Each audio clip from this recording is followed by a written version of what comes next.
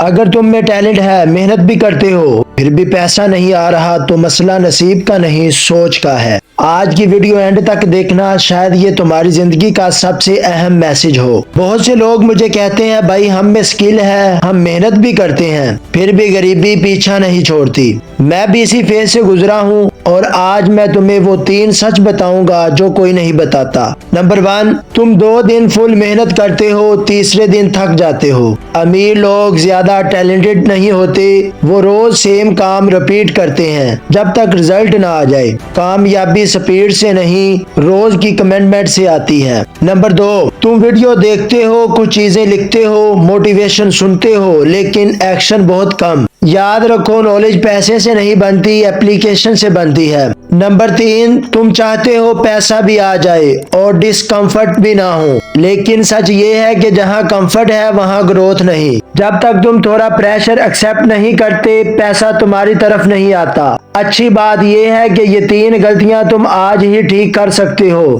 نہ پیسہ چاہیے، نہ ڈگری، صرف ایک چیز، روز کا ڈسپلن۔